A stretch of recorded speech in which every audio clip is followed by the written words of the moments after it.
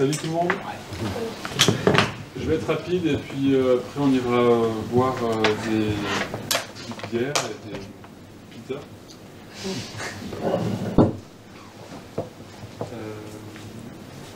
Ok, donc je m'appelle Raphaël Bastide, je suis artiste et je vais vous présenter un projet qui s'appelle Cascade et je vais essayer d'y arriver par l'intermédiaire de projets que j'ai fait avant. Ça c'est mon site web. Ça c'est un projet que j'ai fait en 2019. Je travaille beaucoup avec le web comme médium artistique. C'est un truc qui s'appelle le NetArt pour celles et ceux qui connaissent. Ça ressemble à des choses comme ça. Donc là c'est un arbre qui tourne très vite. Et voilà, il tourne comme ça. Ça c'est des genres de hacks, de scripts qu'on trouve en ligne pour faire tourner des images. C'est un projet que j'avais fait avec une œuvre par jour en 2016.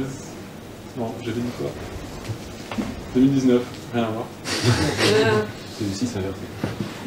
Ça, c'est un autre projet. On va tester ensemble. Salut, je m'appelle Raphaël Bastide et je suis très content d'être ici.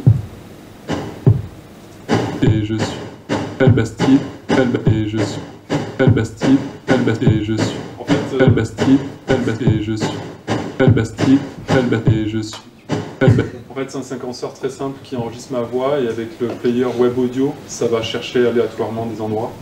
Et donc ça marche à tous les coups, puisque j'ai un beat derrière qui swing avec une librairie très pratique qui s'appelle Tone.js, j'y reviendrai.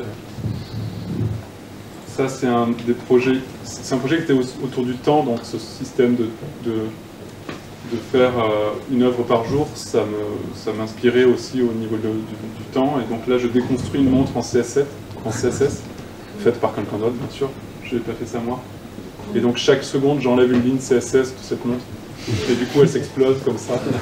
Et ça donne des choses assez intéressantes. Voilà, à ce moment-là. Ça s'appelle Pure CSS Timelessness. Voilà, là c'est fini. Ça c'est un petit... Donc j'ai mis plus de temps à dessiner, enfin à modifier cette créature plutôt qu'à la mettre derrière ces barreaux-là. Donc voilà.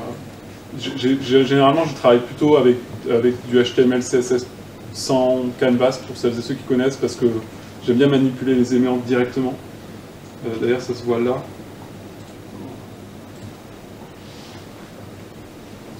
Où c'est vraiment des éléments de formulaire qui sont... Il y a du son normalement, mais mon nom 2 ne peut pas le jouer. Donc là, vraiment, je suis allé devant chez moi, j'étais en train de balayer, puis en balayant, je me suis dit, ah, ça serait cool de balayer des checkbox et des radios. C'est plus ou moins synchro, hein, mais il faut comprendre qu'il y a une espèce d'énergie dans la nécessité de trouver une idée très rapidement, de l'exécuter, et à force de s'y engager physiquement, en fait. J'ai aussi fait un travail pendant la quarantaine. Je ne vais pas trop vous montrer de choses, mais en gros, c'est les mêmes genres de... À part que là, il y a vraiment une narration que j'ai... Vous voyez, il y a des sous-titres. Donc il y a vraiment une narration à travers les 32 jours, je crois, où chaque jour, j'écrivais une nouvelle page, en fait, de cette narration, sans savoir où elle allait. Il y a une fin, hein, pour info. Je vous invite à voir ce projet parce qu'il a été salué par des articles dans Libération. Donc, du NetArt dans Libération, j'étais très content. Voilà, vous pouvez passer de jour en jour.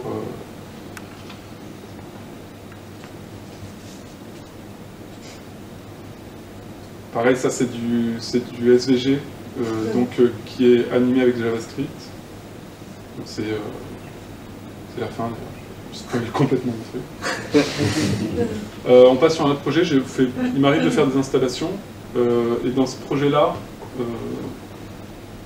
j'ai en fait construit des instruments de musique hyper basiques à partir de tubes d'aluminium.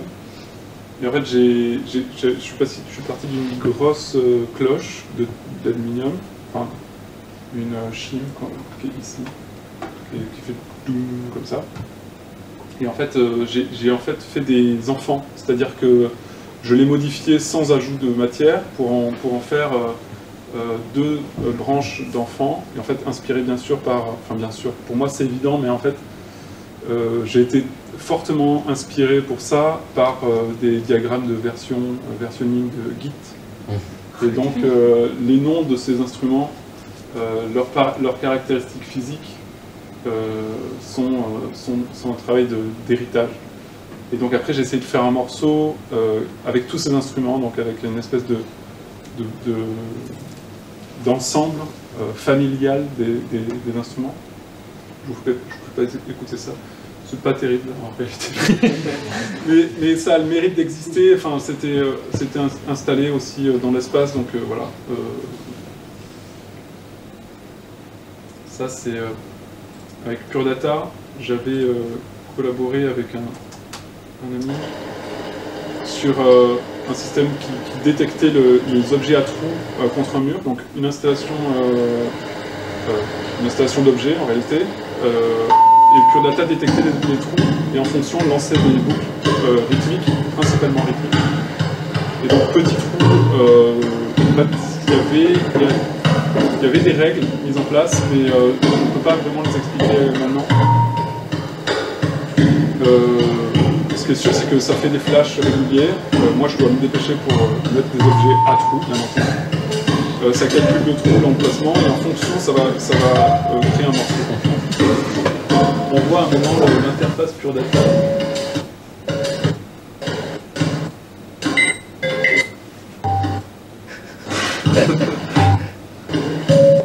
Ouais,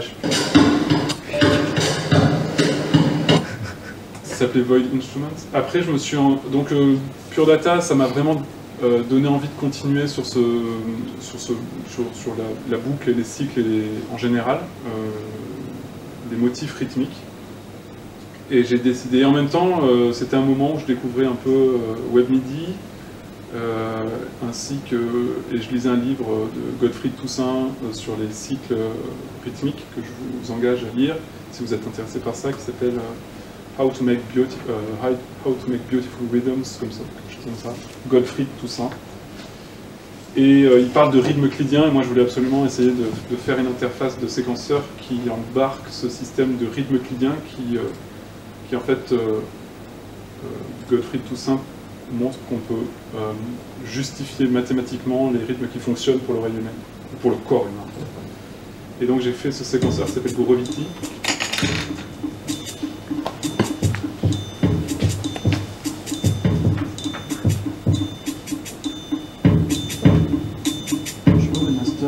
C'est le rouge. Tout en bas. Ah, il est à fond là. Ah bon? T'as un peu plus là si tu veux. Non mais c'est ma vidéo je crois. Ouais pardon, c'est ma vidéo. Donc en fait,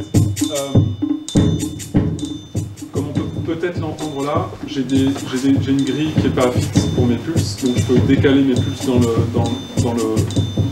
l'axe des X pour en fait les décaler dans le temps avec une granularité assez précise. C'est ce que j'ai essayé de faire avec ce programme, qui est un programme web fait avec Vue, donc du JavaScript.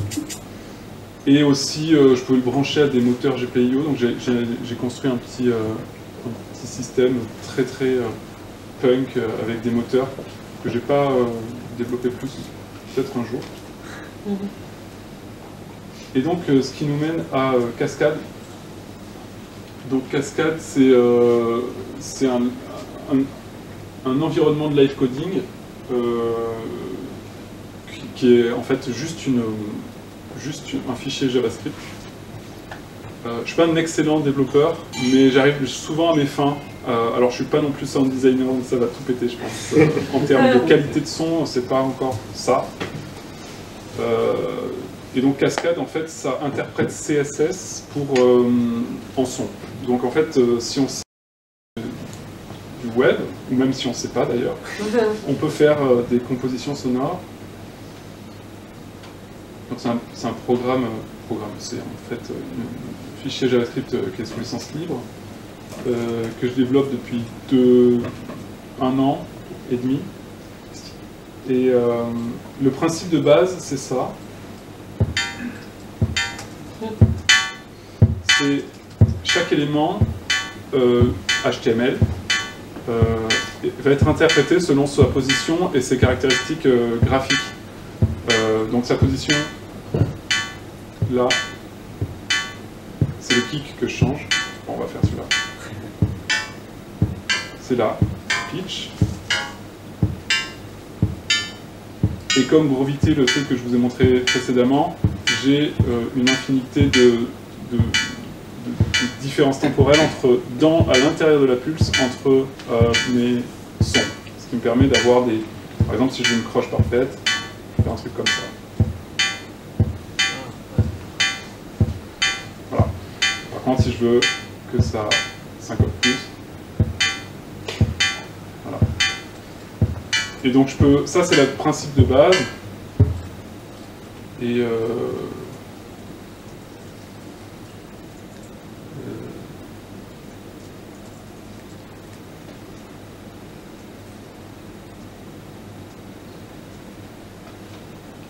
donc j'ai rassemblé les autres principes sur cette image.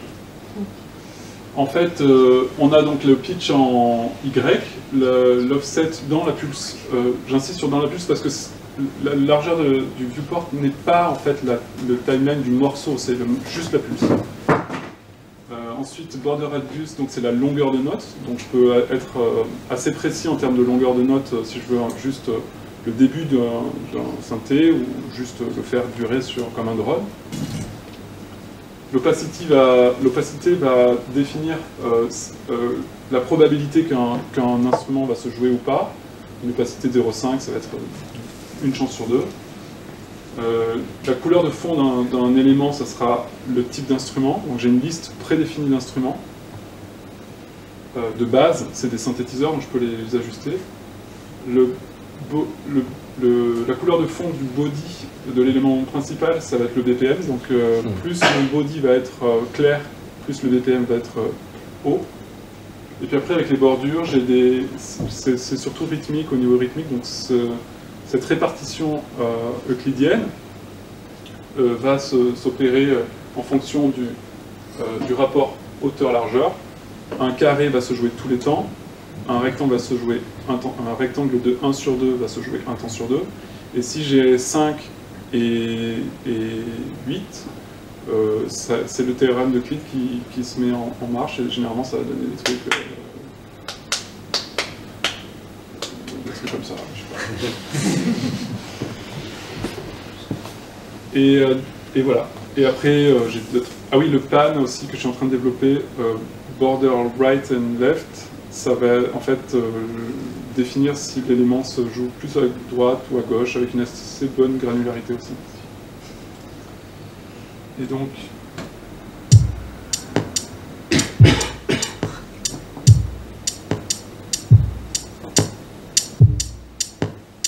Et donc l'avantage, c'est que chaque fois que je manipule ces éléments avec ce que je veux, soit les outils du navigateur,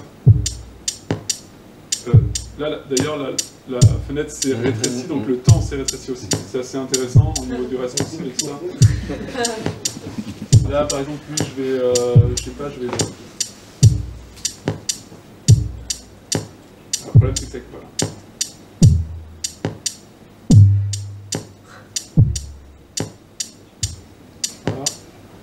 Et donc là c'est une composition que j'ai faite, j'ai passé pas mal de temps à la faire parce qu'elle roule. Par défaut, ce qu'on va avoir, là j'ai une fonction paint attachée à cette page qui en fait me fout des éléments aléatoires, donc avec des instruments aléatoires.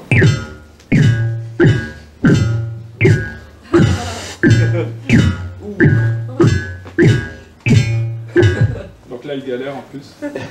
Mais en gros, c'est mieux qu'il y a. Paint qui prend, par exemple là je vais peindre 4 éléments.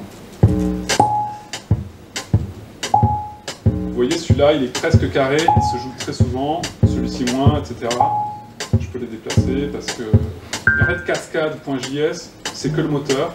Après, c'est chaque patch, donc chaque page HTML, donc chaque auteur ou chaque musicien, musicienne, qui va décider dans sa page HTML d'ajouter de l'interaction ou non, en fait. Donc ça laisse pas mal de place à Alors moi je joue dans la console, dans les web tools parce qu'ils sont assez complets. Et j'ai des fonctions maison. Là, Spell, je pense qu'il n'a pas marché. Qui me permettent de... J'ai une fonction flash, par exemple.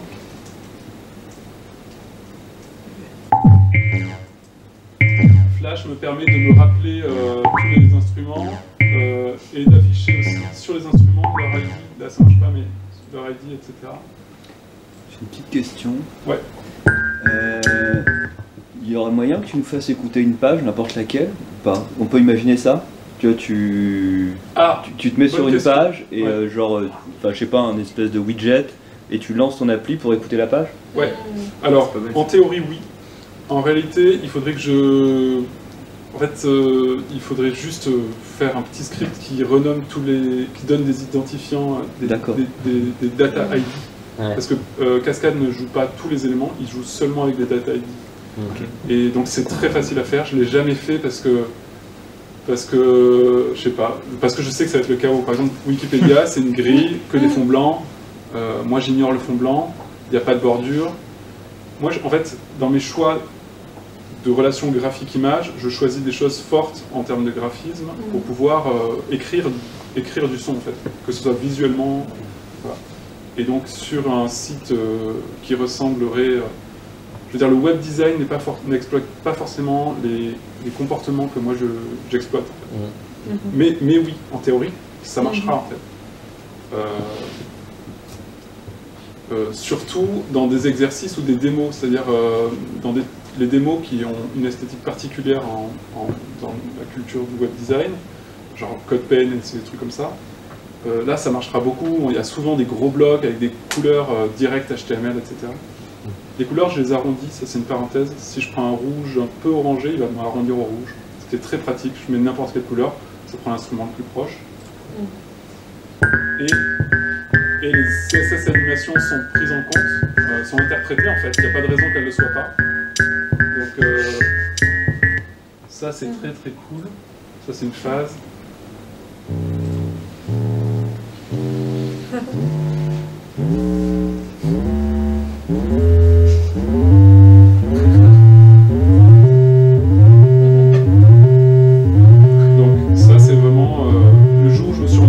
CSS animation était interprétée au moment où l'élément était à son emplacement. J'étais vraiment très content parce que je me suis dit mais en fait je peux créer des mécanismes assez cool. J'ai aussi fait en sorte que le nesting, donc les éléments enfants d'autres éléments, soient interprétés sur leur propre temporalité.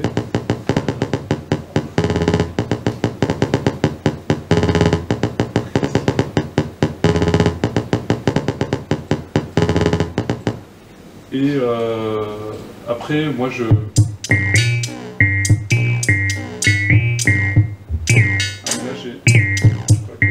voilà. Oui, parce que j'avais un zoom, donc ça change toute la compo. Moi, je la connais, cette compo, en fait. Si je change là, j'ai changé la taille de la fenêtre, et c'est plus du tout la même chose non plus. Voilà, j'ai 2 minutes. Bon...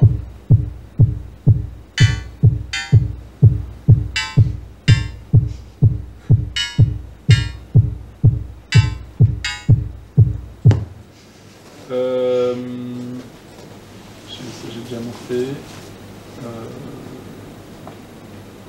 Ouais, c'est à peu près tout. Voilà, alors pour finir, je voulais vous montrer ça. Ça c'est au Zorba, Belleville, il y a quelques semaines. On a fait, d'ailleurs Zorg est là, il a aussi performé. On a fait une soirée de live coding qui était très chouette. Hein. J'ai performé Cascade. Et ouais, les gens savent pas trop comment. C'est HTML quoi.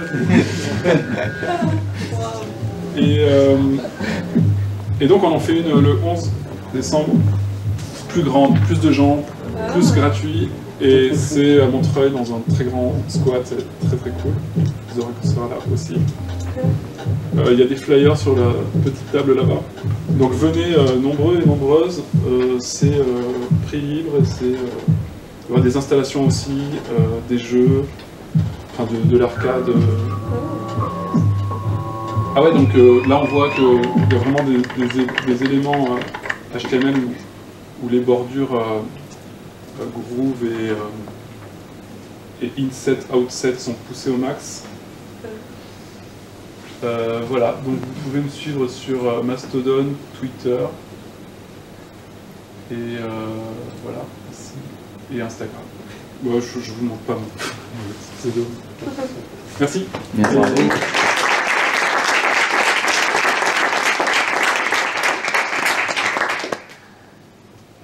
Je sais pas s'il y a des questions.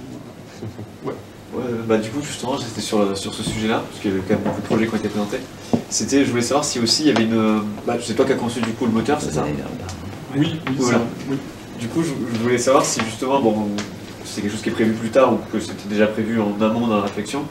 Est-ce qu'il y a une idée aussi de peut-être ajouter l'esthétique à l'idée du son? Ce que je veux dire par là, c'est est-ce que les choix des couleurs ont été volontaires pour se dire bah, en fait ça irait bien cette couleur avec cette couleur pour cet instrument-là, et que du coup bah, quand tu as un, on va dire développeur pour celui qui ferait une page, ça ferait un rendu sympa une fois qu'il mettrait en commun ces choses-là, ou pas du tout, finalement l'esthétique vient après, finalement l'utilisation quoi. Faudra définir, pour moi c'est esthétique, mais, oui, non, mais j'aime bien en fait, si je dis ça, c'est que c'est vraiment très subjectif, et en fait pour l'instant non, en réalité les couleurs sont plus choisies d'abord parce qu'elles sont faciles à taper dans leur nom HTML, donc j'ai des cyan, j'ai des tan, j'ai des red, et ensuite parce qu'elles sont assez éloignées, et en fait pas du tout pour leur propriété graphique. Mais ça c'est une feuille de style, c'est-à-dire que la personne qui veut s'approprier, juste jouer avec ça, elle a juste 5 lignes à changer pour paramétrer synthé 1 rose, synthé 2 rose un peu plus comme ça, synthé 3 rose violet. Et ça peut être que des compos roses, mais avec tous les synthétiseurs.